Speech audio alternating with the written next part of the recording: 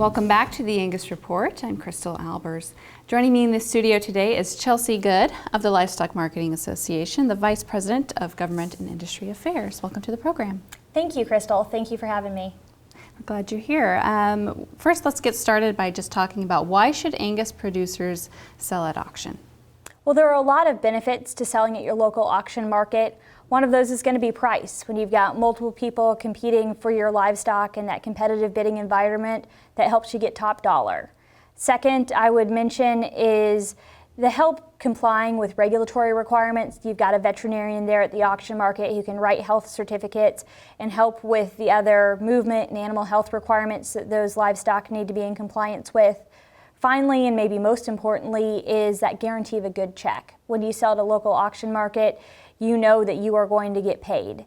And you know that because not only is that market registered with GIPSA and has a bond, but they have what's called a custodial account. Essentially, there is a legal requirement that that auction market pays our producers, our sellers, regardless of whether or not we get paid by our buyers on the other end of the transaction. And so when a producer wants to sell to a dealer, what types of considerations are there in that equation?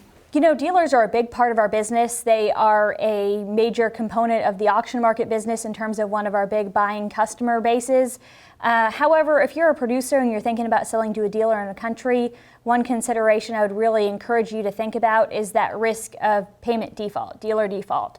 If you're selling through the market is bearing that risk. If you sell in the country, you would have that risk. And often the only thing that a producer can do in that case is file a claim on that dealer's GIPSA bond.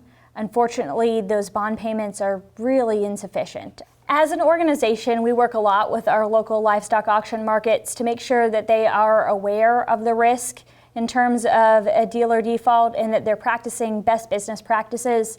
We're also working on a project to try to make some changes to the law to make it so that those unpaid sellers of livestock, whether it be the livestock market or a producer selling in the country, is in a better position in the event of the dealer default. We would really like to see a dealer statutory trust added to the Packers and Stockyards Act.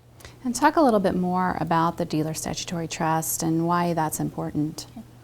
You know, the reason that we believe there to be a need for a dealer trust is we've seen a recurring pattern of dealer defaults where those folks who are doing business with the dealer, whether it be the auction markets or those producers in the country, go unpaid. What we would like to see happen is a dealer trust added that is modeled after the existing Packer trust in the law. In the 1970s, when we saw some Packer bankruptcies, what Congress chose to do is add this additional tool on top of the bonds. And the way it functions is it does not change at all the way business runs day to day, but it changes what happens in the event of a default. And it makes it so that those unpaid sellers of livestock, whether it be the market or a producer selling directly, stand first in line. They would be the first to get paid in livestock if they're still around, or more likely than not, accounts receivable from those livestock that they've yet to be paid for. They would be first in line in front of all other lenders, and that would give them much more of a chance of being made whole or closer to whole as compared to the current situation where bonds is the only real protection. Well, that's a lot of good information, a lot going on as usual. So I think that's all the time we have today, but thank you for joining us. Thank you, Crystal. All right. If you'd like to learn more, visit lmaweb.com, and we'll be back with the Angus Report after this.